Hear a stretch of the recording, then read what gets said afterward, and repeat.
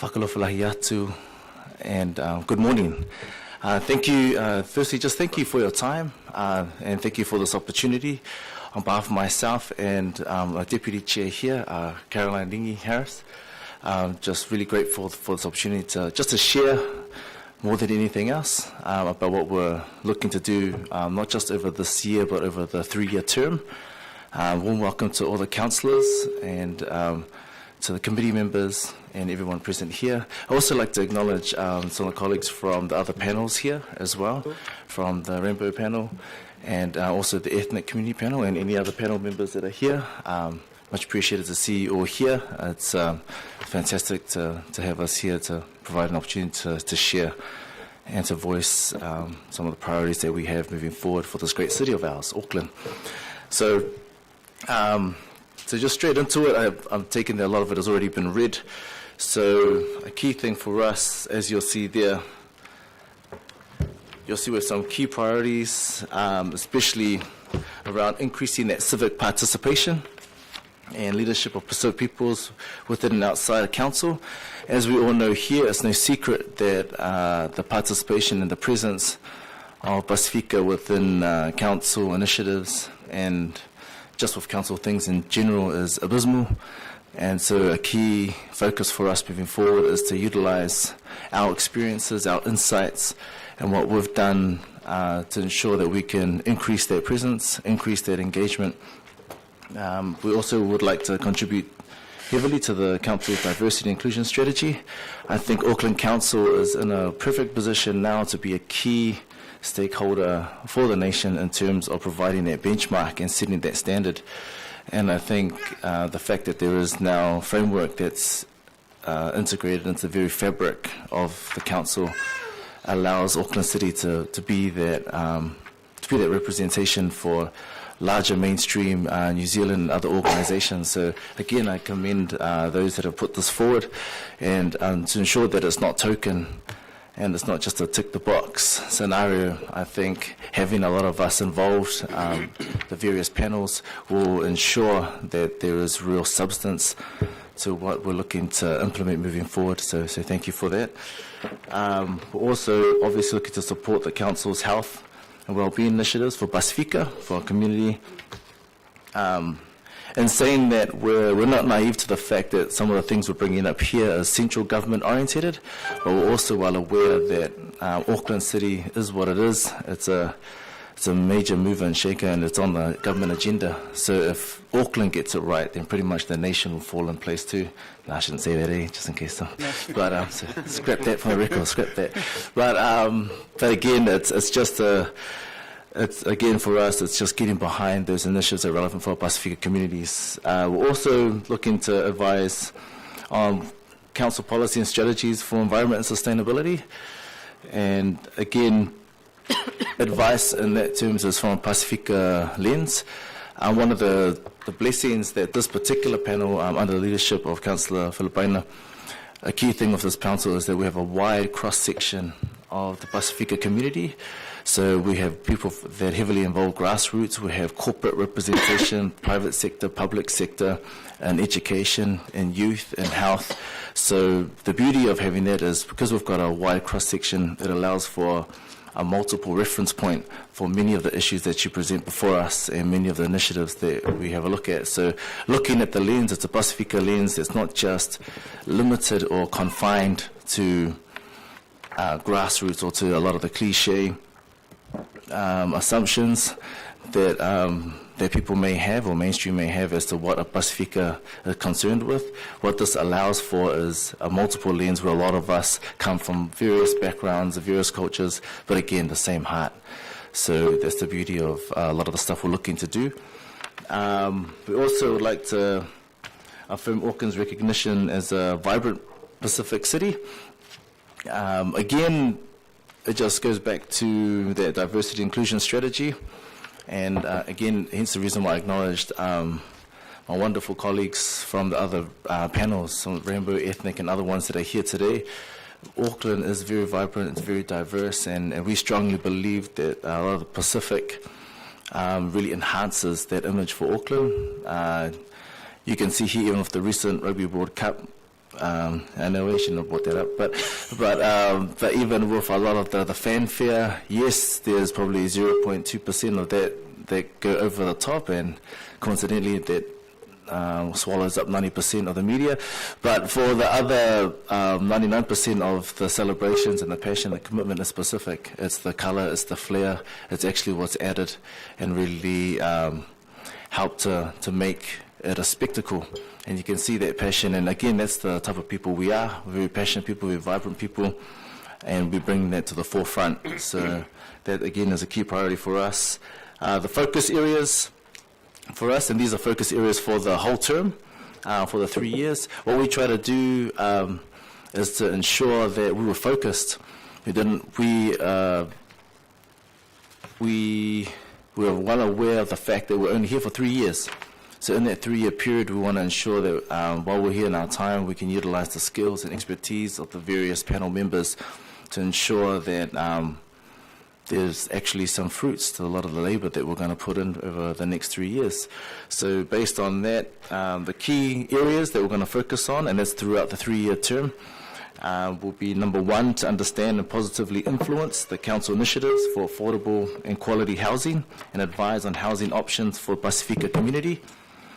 Number 2, to reinforce and influence improvement of the council's existing community and economic development initiatives that have a high impact on Pasifika, primarily youth, employment, health, and education. And finally, to provide culturally specific strategies that will increase civic participation and leadership of Pasifika in council initiatives. So, as you can see there, as focused as it is, it's also quite wide. But you know, that's the beauty of working in a group. Everyone wants to ensure that that their own priorities are actually merged in with the overall vision. So these are our key priorities moving forward, and I think for us, in order to make this reality, it's virtually asking all of you here to be open to any opportunities or initiatives that you believe we can be involved in. We have a talented group. It'll be great for us to be involved in any sort of programs or task force or groups that are linked directly to any of those 3 priority areas for the panel. So I think that's pretty much our presentation at this stage. Just giving the look around, because as you can see, I get told what to do, so which is a good thing. I know my role, pretend to be the man, but not. So that's us. Again, thank you very much. And at this point, would love to just receive questions, and would like to just engage and to clarify or explain anything at this point. But again, thank you very much. Malo lava, loa whiunga, au Filipina. And also to all the councillors here and the committee members and guests here, thank you very much for your time, for your presence. Thank you. Yeah, I'm just going to ask if Lingi, if there are any comments, and also invite, before I get questions, and I've got people putting their hand up already, but also the lead officer Louise Mason and the deputy lead Nathaniel, if there are. So Lingi, you, and then I'll invite the lead officer and deputy, and then I'll go to our questions.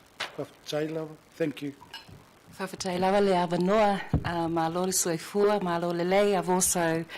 also have another side which is Tongan. So I just want to thank you for this opportunity. I suppose the thing that I wanted to share, just take up a little bit of this time, is actually to highlight that the Pacific panel members, that we're really committed and we're really excited, the opportunity that we're given to, and we're also very passionate about Auckland. So we're very talented. We've got people who have knowledge about housing. We've got ex-policy people. So in terms of, and how we see in terms of our leadership, it's all about service. And the reason why I didn't really talk, because Ralph has got a ula. The necklace that he wears is actually the orator's necklace. So in Samoan culture, it's usually the men that speak first. And if there's an opportunity opened up, and then that's when I come in. So I sort of cover the gaps that he might have missed. So in terms of the spirit of the leadership that we bring as a panel, it's about service, and it's about what's best for the communities of Pacifica. And, so I just wanted to put that at the forefront. So thank you for this time. Thank you. Louise, open up to you, and then I'll open up to questions. Councillor Walker will be the first. Thank you, Alf. And just to support what Ralph and Lingy have said, there's been really comprehensive discussion by the panel around these priorities, and the three focus areas that are at the second part on the work program really reflect, I think, a desire to also have a lasting impact over those 3 years, not just to respond to the priorities that were coming through from Council's work program, but also to make an impact in those areas. There was a lot of discussion about what role Auckland Council can have in relation to central government, and really, honing in on that. So that's something that was discussed in quite a bit of depth by the panel. The only other comment I'd make is just to support what Ralph and Lingy have said about the calibre of this panel, and that they bring a breadth and a depth of experience that I think is really valuable in giving a Pacifica perspective on many of Council's issues. So, it's been a delight to work with them to this stage. Thank you. Okay. Nathaniel, do you want to add? Nathaniel. Thank you, Alf. Nothing further to add other than say looking forward to supporting Louise and Ralph and Ling and the panel. Okay. So just welcome Councillor Watson and Councillor Walker, followed by Councillor Newman. Sure. I've just got a question that goes to the work program. One of the issues that's acknowledged as an outstanding issue for the Pacific is sea level rise and climate change. Fiji is now taking a lead role around that, and obviously a number of island nations are significantly affected. Is that something that you're going to be integrating into your work program? Thank you for the question. I think at this stage, to be honest, it's given the as I alluded to earlier, just around the term, the 3-year period that we've got at this stage, we're going to be very focused on the issues, the prevalent issues that are affecting the Pacifica community right now in Auckland City. So we're very focused on Auckland City, Auckland initiatives at this stage, but definitely in terms of all of us, we definitely have a link to what's happening in the Pacific. I mean, I personally work in the foreign affairs space, and I'm in economic development in the Pacific. So I was recently at the Pacific Island Forum Leaders Meeting in Samoa, and that was what we all talked about. We ran conferences along those lines. So there's definitely an awareness of it, but in terms of this specific panel, focusing on climate change issues in the Pacific region, highly unlikely, to be honest with you. It will just be focused on Auckland initiatives, what's actually impacting our people right now, right here within the city, within the 3-year term. Okay.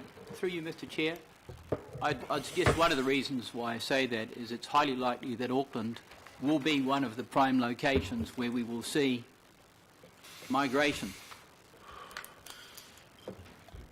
That was a good question, so you don't need to answer it. Councillor Newman. Good point. Thank you. Good morning. One of the closer to home is my inquiry, but one of the things that I would continue to welcome the Pacific Panel's contribution on is our stewardship of the council cemetery space, and in particular the need to ensure that we are continually focusing on best practice and organisational improvement around practices that are culturally safe in relation to the cremation and interment of our loved ones, the treatment of families, our stewardship and maintenance of our cemeteries, particularly at MMG and at Gatland Road in the south, but there'll be other cemeteries across the region.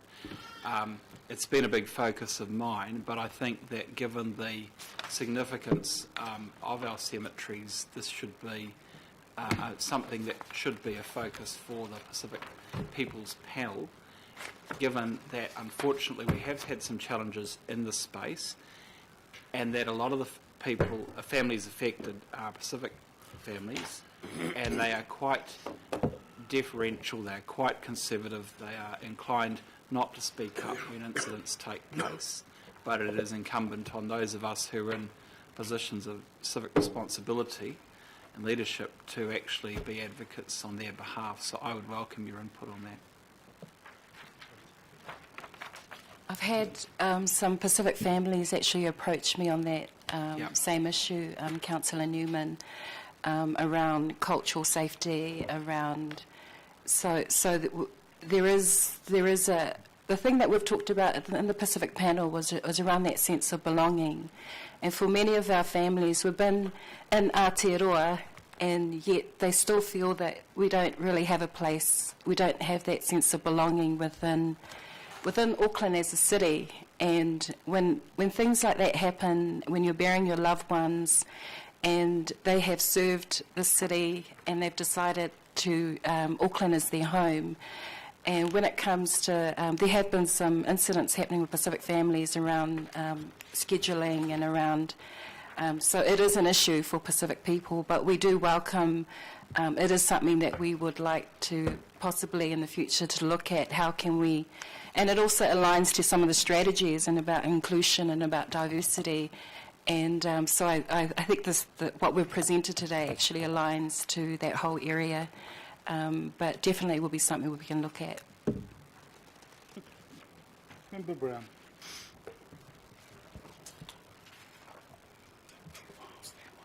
Tēnā koutou mō koutou whakaaro me ngā kōrero kia mātou i tēnei atu e raro te turunui o tātou whare.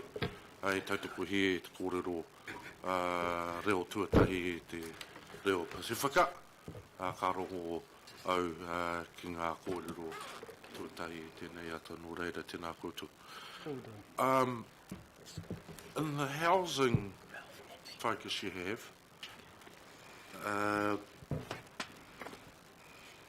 you have an element there of like competencies for folk who are somehow implicated through council, and I suspect it's property, for example, where they could be looking to develop a site. Do you have a comment about what those competencies are or could be? Thank you for the question. When you say competencies, are you saying specifically what we're looking to engage with within the housing, any particular initiatives, or? You had a thing in here around how contractors, for example, had to undergo, I think it was a competency training of sorts. So I just wanted to know, have a bit more feedback around what that was. Okay, thank you for the question. In terms of, before I move into the competency, just to give you insight as to why we want to focus on that particular element around the housing and social housing, affordable housing. A key thing for us is that the reality is, especially for the Pasifika community, housing or buying a home is not a reality. It's not actually going to happen. So then the next step for us was, as a panel, we said, well, let's look at the options. Let's look at affordable housing options. There's a stigma, as many of you will know, that's attached to renting. There's a stigma and a negative connotation that's attached to alternative means of living. So people will automatically assume if you're going to, you're going to live in a rental, people are going to think, well, you're going to have a pretty poor living, you're pretty good luck. And so for a lot of us, it's looking at what are the initiatives that Auckland has here, the council, what alternatives, what options, what social housing schemes, what things in operation right now that we can offer to our community and to help change that perception. Because there's a perception even within the Pacific that you need to have your own home. You need to own it. And if you don't own it, then there's that sense of failure, that sense of that, if you don't have that home, then it's sub-living. It's living below a standard that's acceptable. So for us, we know that the reality is it's highly unlikely. So how can we ensure that there are options? So if I was to go to my community and we can say, well, you may not be able to, but here's a staircase process. Start here, and you could potentially end up there. but at least you can enjoy your living in this particular time period. So that's a key reason why we're looking at that affordable housing space. Thank you. Deputy Mayor, Councillor Cashman. Thanks, Mr. Chair. Thanks very much, team. The panels are here to advise and give council some constructive criticism about how we can do things better. That's very, very valuable. But also another aspect of the work is probably transferring information or policies that councils have back through your community. Does your panel have structures set up to actively promote and activate that sort of work? So it's that two-way conversation? Yes, thank you, Councillor. I think for the question, yes, we do, and we've actually started implementing it in our last meeting. So, for example, a key engagement strategy for us is to go to the community, have our public meetings in the community. We first had our meeting in here, and to be honest, it was, it didn't, personally, and I know a lot of our, it wasn't a good, I never felt comfortable in this space. It's quite intimidating. You kind of feel it's the dragon's den kind of thing, and then you're asking the public to come to, you know, a lot of our communities in South Auckland, West Auckland, to come all the way here, pay $20 for parking, and then, you know, find their way in here, and then sit at the back there, and then we expect them to give some sort of effective, constructive feedback. So it's a setting, and there's already barriers and obstacles that are already in place. And then you can, so for us, we're looking to, exactly what we said, there's mechanisms in place where we're looking to partner with the local bodies, the local the local boards as well, and not reinvent the wheel. They already have initiatives, they already have events, and so for us just to piggyback onto those events and to add that element so that we can communicate a lot of the advice that we're obviously giving back straight through the council, and then communicating it back out to the community itself. Great, thanks. I congratulate you on your work program. It's comprehensive. Can I also, I just want to acknowledge the council officers too. We've had the cross-panel, it's been integrated panel sessions, and we've looked at community engagement, and so there's some really good plans that are in play, I mean, that have been put forward, so watch the space. Great, man. Thank you. Yeah, I love it. So look, no further questions, just and again acknowledge, sorry. Yep, Councillor Darby. Thank you, and thank you. Lovely to see you here. Are you confident that there is a vehicle for your advisory panel to come before this committee and other committees to offer advice, and that pathway to this committee is unobstructed? It is clear that you can come here not just on this annual basis to approve your priorities and focus areas, but to actually convey your advice, which is what you're set up to do, to those that might be making decisions on matters critical to you? Thank you. It's a great question. I think that's a key thing that we've been speaking as a team as to how do we get past the red tape and things to ensure that the notions and the things that we're going to put forward are actually heard in the right forum. We understand there has to be red tape at some point for certain things, but for us, it's going past this annual basis. And as I alluded to earlier, where I said we're very deliberate, very specific of what we're looking to focus on, it's ensuring that when we have our monthly meetings, that the people that are put before us, that we're advising to, when they give their feedback, are the right people, are the people that are influential in the right space. They can actually hear what we're going to be speaking on, and that way it will feed back into this forum. So for us, it's not just having a standard, and no disrespect to some of the other council representatives in here, but not having those that are there just to hear us out after they've already made the decision or after they've already had a feedback session, but it's having it, timing our engagement is another key thing. It's the timing of the engagement, because sometimes we come midway through, they've already had an engagement process, they've already had feedback, and then we kind of come near the middle, when if you had asked us from the beginning, we would have told you how to engage. We would have said, this is the best way to try and engage these various communities, and that would have allowed for a better platform for a lot of this, these programs and initiatives to come to fruition. Yeah. going- Lava. Can I just say, Mr. Chair, just on that, a question of probably of the staff is, we have the way our reporting template is set up, we have a section on local board input, we have a section on Māori input, but we have advisory boards, panels, and then we have the City Centre Advisory Board, which I'm utilising much more effectively in the Planning Committee.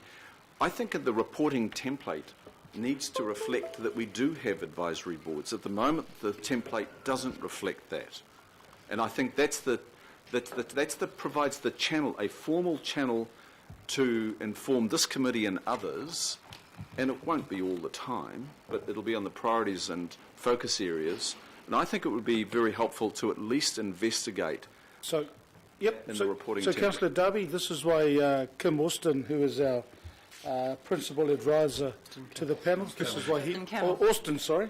This is why he's come up here. So, all yours, Austin. Through the chair, thank you very much for the opportunity. So, just to complement what Ralph had to say. Also, I'd just like to let you know that it is at the chair's discretion of all the committees in Auckland Council that you can actually call for panelist presentations on issues relevant to diverse communities. So you can always call for their input at the committee meetings. Also, at the same time, in terms of template, as part of the consideration, there is a Maori impact statement and local board input. That those sections have been added as part of the mandatory, because that's as part of the legislative mandates, whereas advisory panels are not legislative bodies. But at the same time,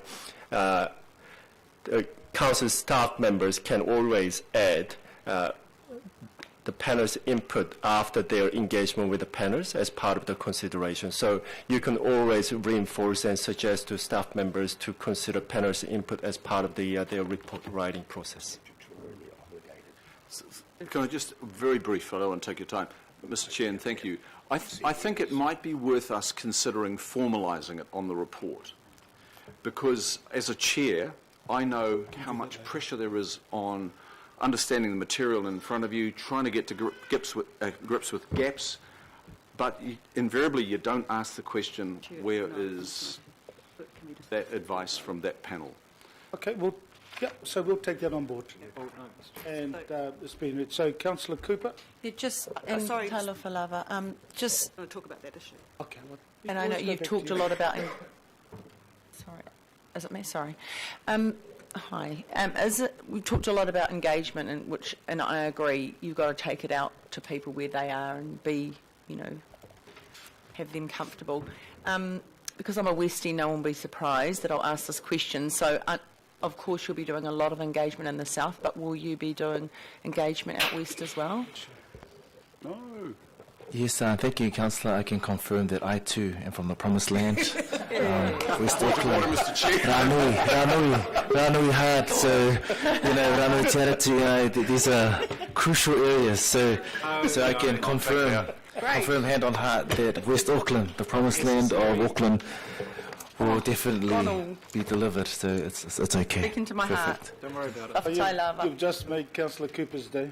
Yeah. Anything else happens, it won't matter now. And I think you were saying it's in regards to the template. Yes, so if you just mind my indulgence, just in response to Councillor Darby, mind you, I think I also live in the Promised Land. We have a political advisory board or quality advice, which is looking at the templating. You would have had a recent email from me, I think yesterday, on update, and I'm happy to look at that as an item to be discussed via that channel. Yeah. Okay. Thank you. Look, I think that's it. So, look, thank you so much, and good luck with the work program. And, good luck. Thank you, everyone. Te lava. So, we're just our rainbow communities.